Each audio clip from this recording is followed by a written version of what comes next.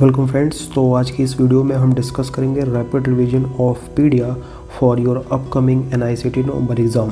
So without wasting any time let start with neonatology and newborn care. First of all हम क्या देखेंगे यहाँ पे अपगार स्कोर का यहाँ पे कंपोनेंट। ठीक है, तो यहाँ पे अपगार के स्कोर में ही इसके कंपोनेंट का राज छुपा हुआ है। जैसे ए से हो जाएगा आपका अपीयरेंस, पी से हो जाएगा पल्स, यहाँ पे जी से हो जाएगा आपका ग्रिमेज, ए से हो जाएगा आपकी एक्टिविटी, और से हो जाएगा आपका रेस्पायरेशन। इन पांचों पॉइंटों के लिए हम यहाँ पे 0, 1, 2 जो है पॉइंट देते हैं और मैक्सिमम इसकी वैल्यू कितनी आती है आपकी यहाँ पे 10 के आसपास आती है। अगर हम नॉर्मल अपगार स्कोर की बात करें तो यहाँ पे अगर आपका 7 to 10 के आसपास आ रहा है तो ये आपका नॉर्मल हो जाएगा।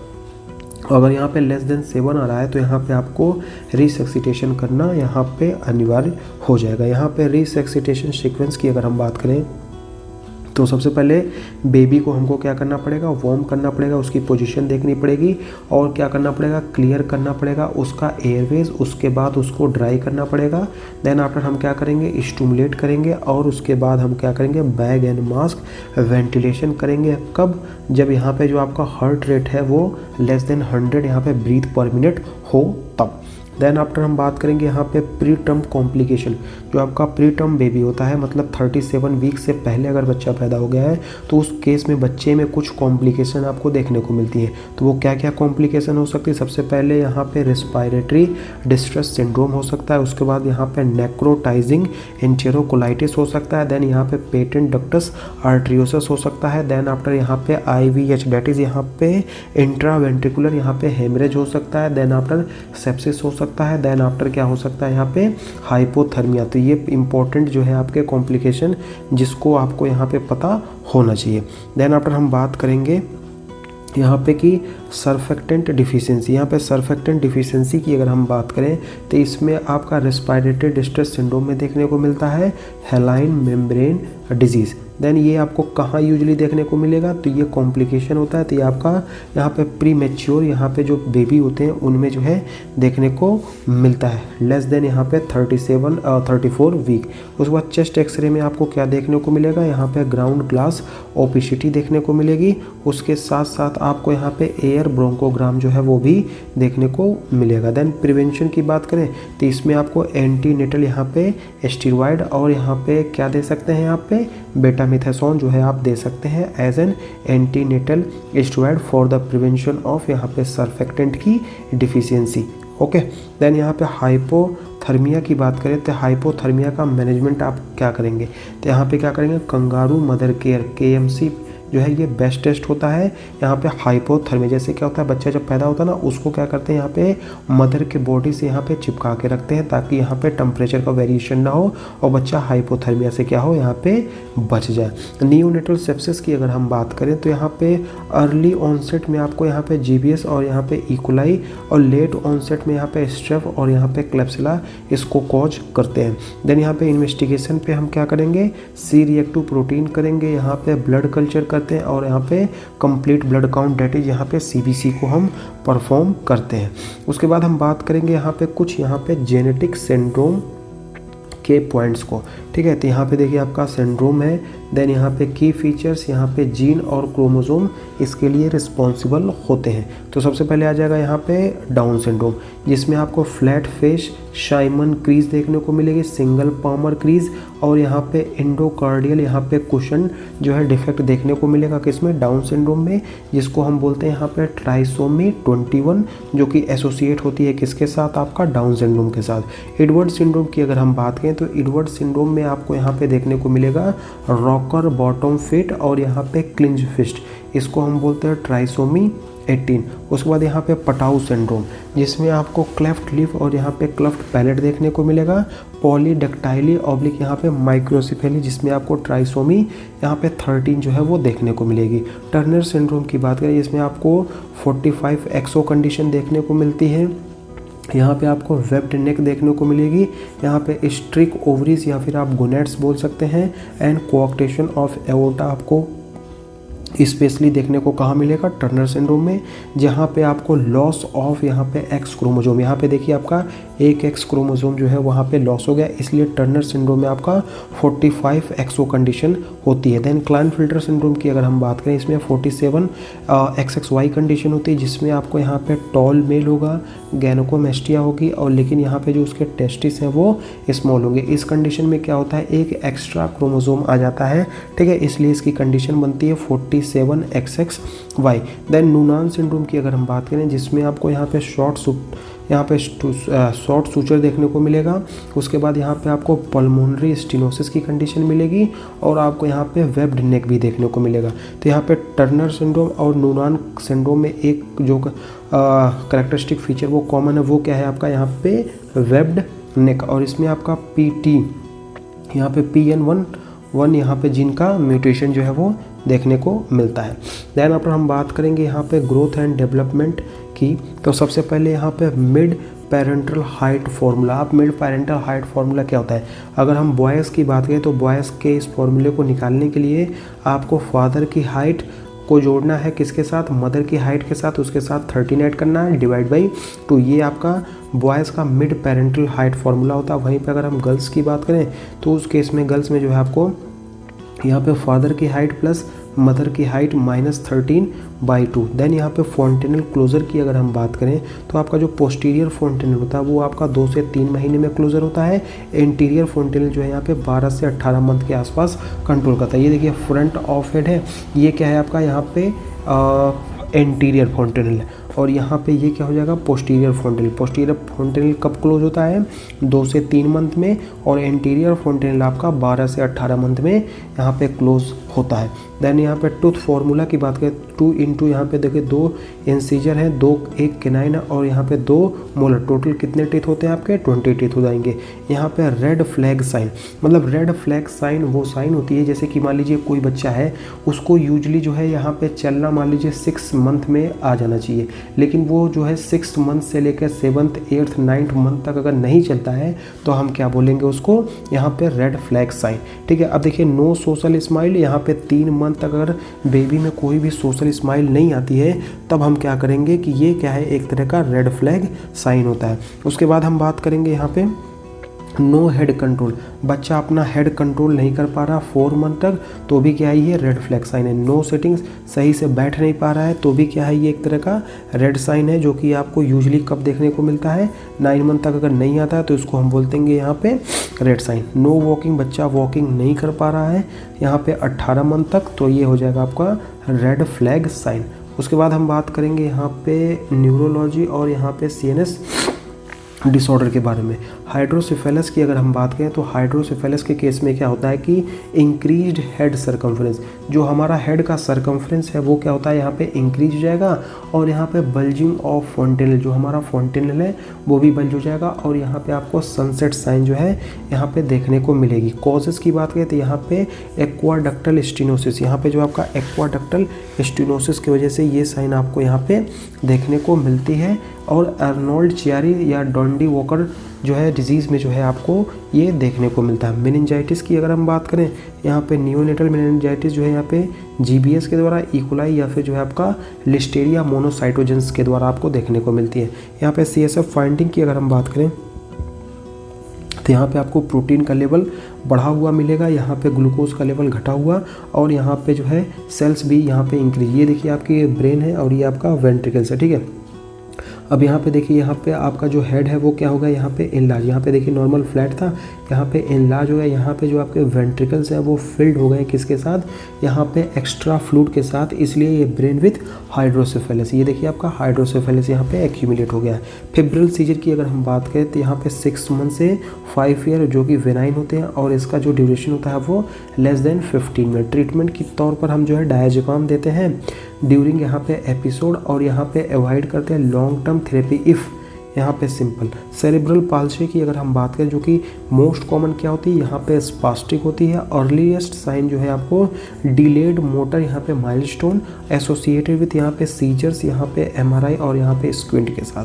देन आफ्टर हम बात करेंगे यहाँ पे पीडियाट्रिक, यहाँ पे कार्डियोलॉजी की, तो यहाँ पे CHD क्रोनिक हार्ट डिजीज़ की बात करें तो यहाँ पे विथ अर्ली साइनोसिस, ये आपको टेट्रालॉजी ऑफ फैलेट में ट्रांसपोजिशन ऑफ ग्रेट आर्टरीज और आपका यहाँ पे ट्राइकस्पिड एट्रेशिया के केस में देखने को मिलेगा। यहाँ पे टेट्रालॉजी ऑफ फैलेट मतलब इसमें आपको यहाँ पे एक बूट शेप हार्ट, ये देखिए आपको यहाँ पे एक बूट शेप हार्ट जो है देखने को मिलता है।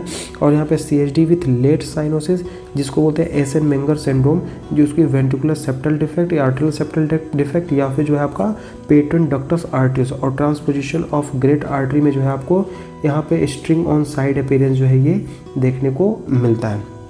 देन यहाँ पे CHD इंक्रीजिंग पल्मोनरी फ्लो, यहाँ पे वेंट्रिकुलर सेप्टल डिफेक्ट, यहाँ पे पल्मोनरी डक्टस आर्टरियोसिस एंड यहाँ पे AV कैनॉल, यहाँ पे CHD डिक्रीजिंग यहाँ पे पल्मोनरी फ्लो, यहाँ पे टेट्रालॉजी ऑफ फैलेट और ट्रांसपोजिशन ऑफ ग्रेट यहाँ पे अओर्टा के केस में देखने को मिलता है। ड्रग की अगर हम बात करें to close the patent ductus arteriosus, तो इसके लिए हम देते हैं यहाँ पे इंडोमेथासेन और इसको मेंटेन करने के लिए हम क्या देते हैं यहाँ पे प्रोस्टाग्लैंडिन यहाँ पे E1।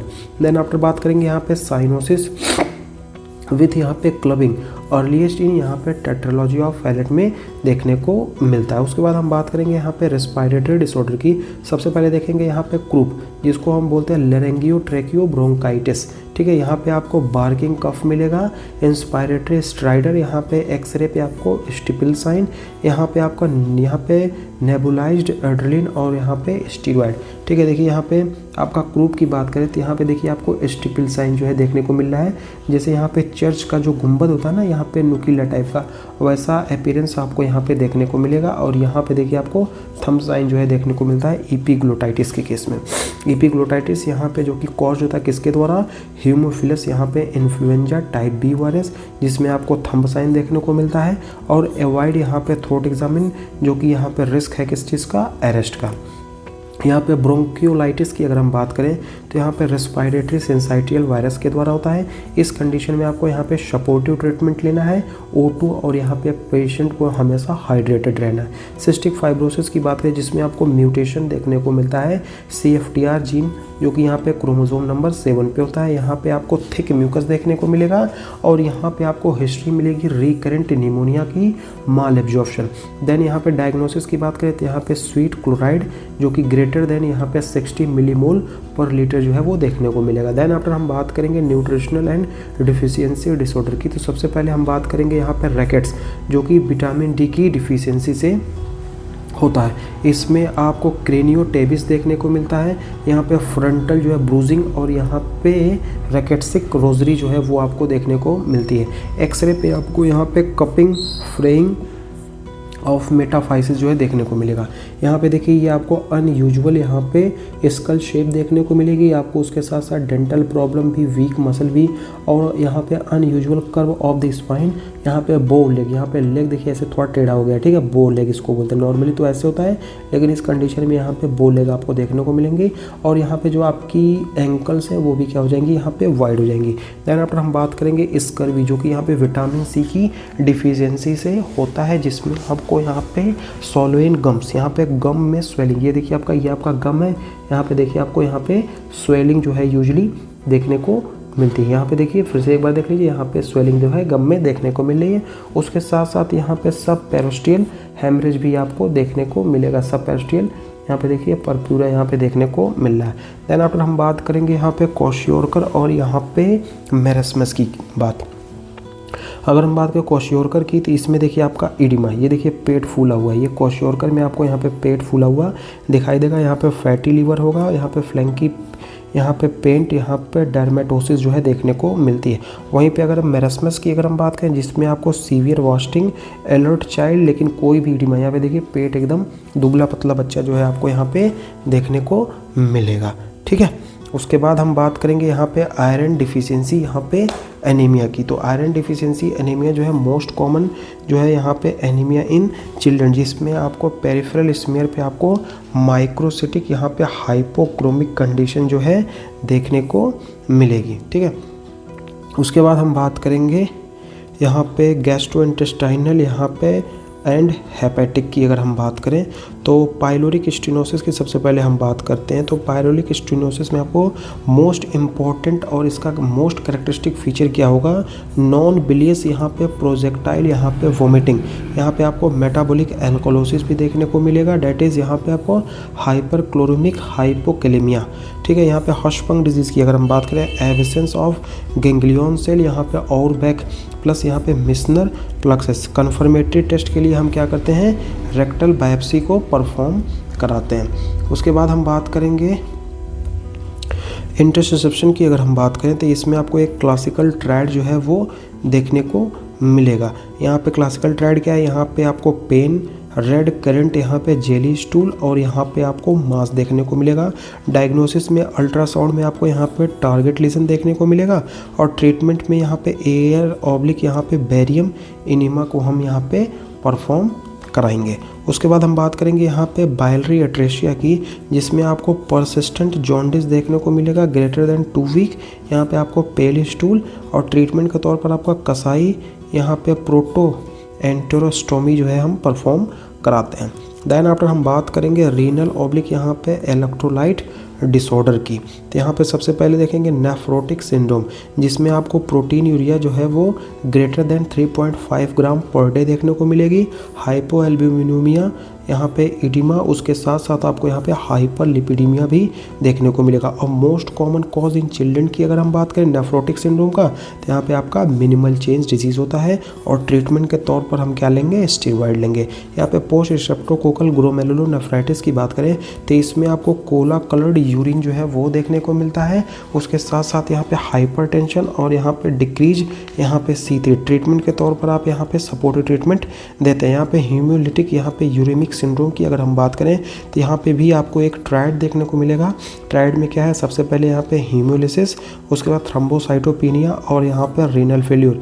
ये क्या है, आपका हीमोलिटिक यूरेमिक सिंड्रोम का ट्रायड होता है, जो कि कॉज होता है यहाँ पे ई कोलाई 0157H2 यहाँ पे H7 के थ्रू। देन हेमेटोलॉजी और यहाँ पे ऑन्कोलॉजी की अगर हम बात करें तो यहाँ पे मोस्ट कॉमन यहाँ पे ल्यूकीमिया कौन सा होता है, तो यहाँ पे ALL, डेट इज़ यहाँ पे एक्यूट लिम्फोब्लास्टिक ल्यूकीमिया हो जाएगा। और मोस्ट कॉमन यहाँ पे सॉलिड ट्यूमर, यहाँ पे न्यूरोब्लास्टोमा, और मोस्ट कॉमन यहाँ पे रीनल ट्यूमर की बात करें तो यहाँ पे विल्म्स ट्यूमर हो जाता है। विल्म्स ट्यूमर के फीचर्स की अगर हम बात करें, यहाँ पे आपको एब्डोमिनल मास, यहाँ पे हेमेट्यूरिया ऑब्लिक यहाँ पे हाइपरटेंशन, जो कि एसोसिएशन विथ यहाँ पे VAGR, डेट इज़ यहाँ पे विल्म्स ट्यूमर, यहाँ पे एनीरेडिया, यहाँ पे जो है आपका GU एनोमिलस और यहाँ पे रिटार्डेशन।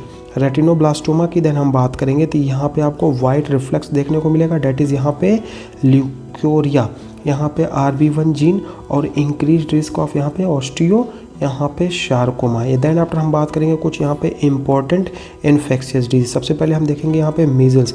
मीजल्स में आपको यहाँ पे सबसे इंपॉर्टेंट जो करैक्टरिस्टिक फीचर होता है यहाँ पे कॉप्लिक स्पॉट, डेट इज़ यहाँ पे मैकुलोपैपुलर रैश, यहाँ पे फेस और बॉडी पे यहाँ पे देखिए आप देख सकते हैं फेस पे भी है और इसके बॉडी पे भी आपको मैकुलोपैपुलर रैश देखने को मिलता है।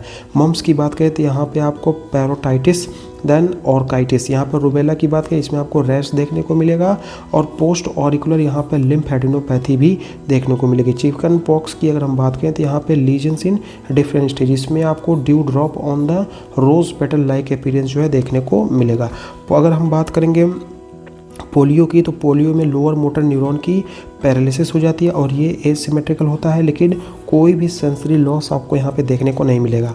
डिप्थीरिया की बात करें जिसमें आपको सीडो मेम्ब्रेन, बुल्स नेक और यहाँ पे मायोकार्डाइटिस जो है वो देखने को मिलेगी। टेटनस की बात करें तो यहाँ पे राइसस, यहाँ पे सार्डोनिकस और यहाँ पे ऑप्सियोथोनस जो है देखने को मिलता है टेटनस के केस में।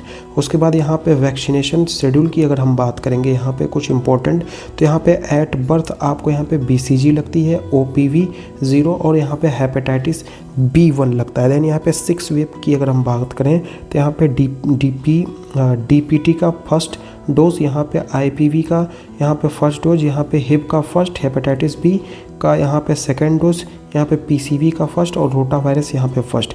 10th वीक पे यहाँ पे DPT का सेकेंड डोज, IVP यहाँ पे सेकेंड डोज, यहाँ पे HB का सेकेंड, PCV का 2 और रोटा वायरस का यहाँ पे सेकेंड डोज। 14 वीक पे आपको DPT का यहाँ पे third dose, IP oral polio vaccine का तीसरा डोज यहाँ पे हिप का थर्ड, पीसीवी का जो है आपका थर्ड और रोटावायरस का भी तीसरा। 9 मंथ पे आपको मीजल्स, मम्स और रूबेला यहाँ पे डोज 1 लगता है। और यहाँ पे 12 to 15 वीक पे यहाँ पे मीजल, मम्स, रूबेला का यहाँ पे सेकंड डोज, वेरिसिला, पीसीवी और का बूस्टर डोज। यहाँ पे 16 to 24 मंथ में आपको यहाँ पे डीपीटी का बूस्टर, देन आईपीवी का बूस्टर और हेपेटाइटिस ए। और यहाँ पे 4 to 6 ईयर पे आपको यहाँ पे डीपीटी का बूस्टर और मीजल्स, मम्स, रूबेला का यहाँ पे थर्ड डोज लगता है। और 10th डे पे आपको यहाँ पे टीडेप और एचपीवी यूजली जो है यहाँ पे गर्ल्स में लगता है। उसके बाद यहाँ पे हम बात करेंगे कुछ इम्पॉर्टेंट यहाँ पे मिसलेनियस टॉपिक की। तो यहाँ पे ब्लूबेरी मफिन बॉडी, ये आपको कॉन्जेनिटल रूबेला के केस में देखने को मिलेगा। टेल साइन आपको thymus shadow on the chest X ray. और यहाँ पे पॉटर सीक्वेंस आपको ओलिगोहाइड्रोमनियास, डेट इज़ यहाँ पे पल्मोनरी हाइपोप्लेजिया यहाँ पे लिम्ब डिफेक्ट केस में देखने को मिलेगा। टॉर्च इन्फेक्शन की बात करें तो इस टॉक्सोप्लाज्मो में, अदर यहाँ पे रूबेला में साइटोमेगालोवायरस और यहाँ पे ह्यूमन सिम्प्लेक्स वायरस में देखने को मिलता है। न्यूनेटल हाइपोग्लाइसीमिया की बात करें तो इसमें आपको लेस देन 45 mg/dl यहाँ पे जिट्रीनेस देखने को मिलता है। एपनिया ऑब्लिक यहाँ पे सीजर्स। डेवलपमेंटल स्क्रीनिंग टूल की अगर हम बात करें तो यहाँ पे डेनवर यहाँ पे सेकेंड आपको देखने को मिलेगा। तो ये था आपका यहाँ पे important rapid revision for your INICET paediatric. Hope आपको ये वीडियो अच्छी लगी हो। Thank you for watching, keep supporting and have a great day.